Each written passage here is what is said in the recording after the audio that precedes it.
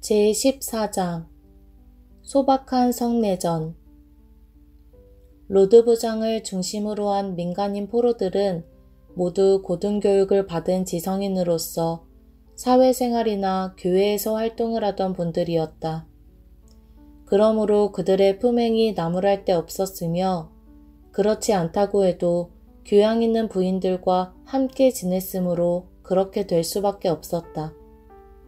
여성들은 대부분 독신이었으며 연로했지만 여러 차례 여성들이 남자와 어린아이들과 함께 침실, 부엌, 식당, 화장실로 사용되던 큰 방에 함께 수용된 적이 있었다. 혼자 사용할 수 있는 공간은 없었다.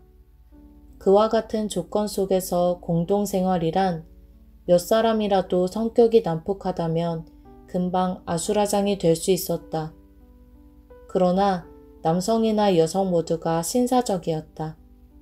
서로 존경하고 친절을 베풀어주는 관용을 보였다.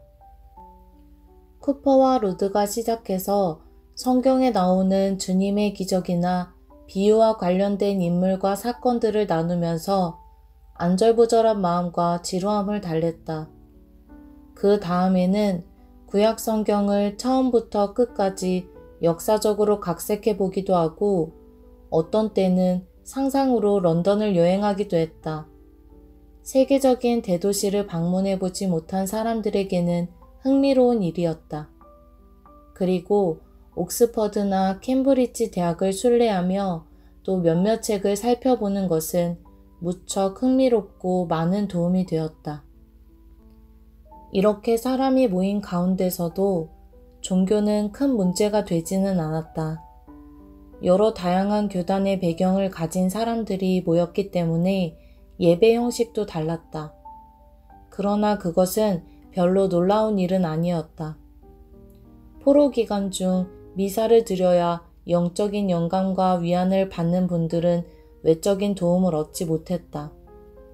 그들은 성찬식을 드리지 못해 무척 걱정을 했다.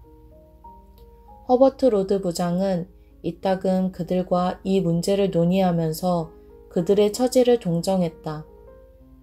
로드는 이와 같은 때에 외형적인 의식에 도움이 없어도 영적인 활동을 할 수 있다는 이로운 점을 가지고 있다는 것을 알았다. 그는 성례전을 통해서만 예배를 드릴 수 있다고 생각하는 이들이 그렇지 못해 안타까워하는 점을 동정하며 자신의 입장을 함께 나누어 보고자 했다. 자신의 체험을 통해 전혀 다른 관점에서, 즉 모든 식사를 성찬으로 생각할 수 있다고 설명했다. 어렸을 때부터 배운 식사 전의 간단한 기도가 다른 사람에게도 그렇겠지만 자신에게는 거룩한 축복의 순간으로서 하나님의 위로와 능력을 받는 때라고 말했다. 그는 깨어진 질그릇에서 물 한 방울을 마시는 경우에도 꼭 감사 기도를 드렸다. 다른 예배 형식을 가진 이들도 이와 같은 식사 기도를 따라하게 되었다. 성찬용 빵이나 포도주 없이 너무나도 적은 양의 좁쌀죽과 물 몇 모금을 앞에 두고 고개를 숙이면서 하나님과 만날 수 있었던 것이다.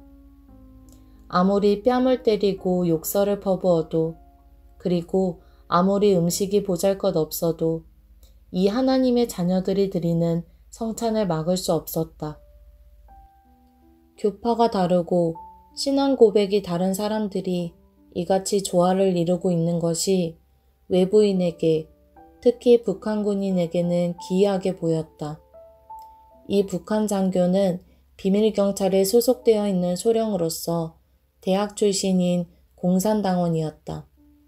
그는 종교와 각 교파에 대해 잘 안다고 자부하고 있었다. 그는 평양에서 세뇌 공작의 임무를 띠고 온 모양이었다. 그래서 로드의 이름이 명단 앞부분에 기록되어 있었다. 벌써 5번째로 로드는 민간인 그룹의 지도자로 복귀되었다. 매번 그가 각종 부당함에 대해서 바른 소리로 항의를 했기 때문에 해직을 시켰던 것이다.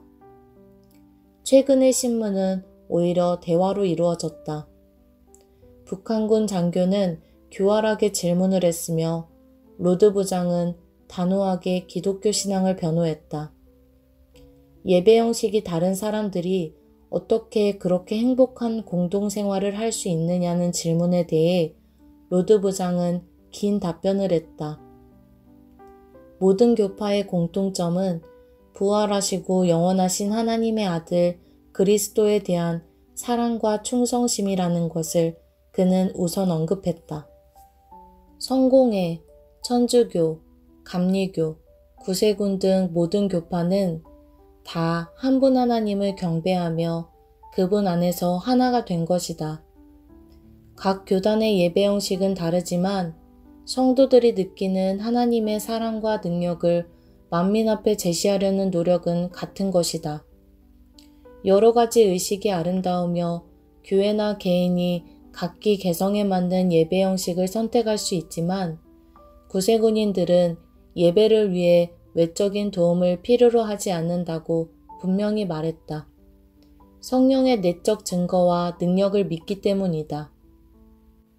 6시간 동안 이야기를 하는 동안 로드 부장은 성탄에서 승천까지의 그리스도에 관한 이야기를 했다. 그 다음 성령 강림과 사도행전 그리고 초대교회 형성에 대한 이야기를 했다. 가톨릭이 생기게 된 것과 종교개혁, 각 교회의 발전과 부흥, 루터, 칼빈, 녹스, 웨슬리, 그리고 윌리엄 보스와 구세군에 대한 이야기까지 계속되었다.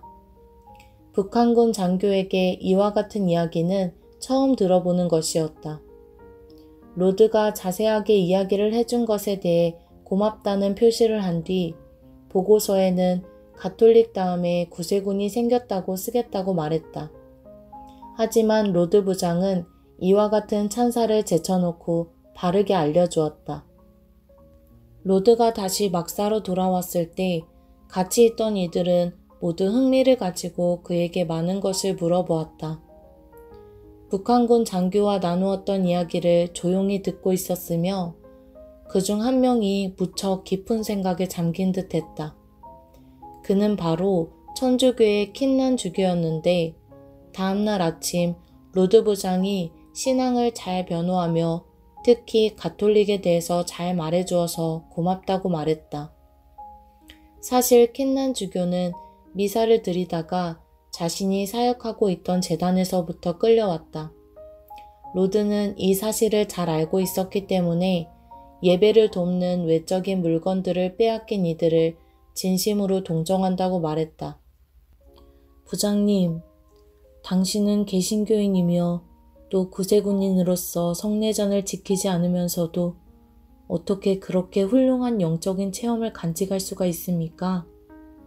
당신은 영적인 위로를 얻기 위해 우리들이 모르는 특별한 방법을 가지고 계십니까? 로드는 사도 바울과 마찬가지로 뗄나무를 쪼개거나 난로를 피우는 것, 콩을 갈고 또 마루를 쓰는 모든 일을 다 하나님의 영광을 위해서 한다는 것을 배웠다고 대답했다. 하나님께 기도하는 자는 그분과 동행하는 자, 매일 그의 염려를 주께 아뢰네. 마음의 안정과 영혼의 안식, 그는 참된 내적인 평안을 알았네. 로드는 어느 구세군 사관이 지은 이 시의 정신대로 살았던 것이다.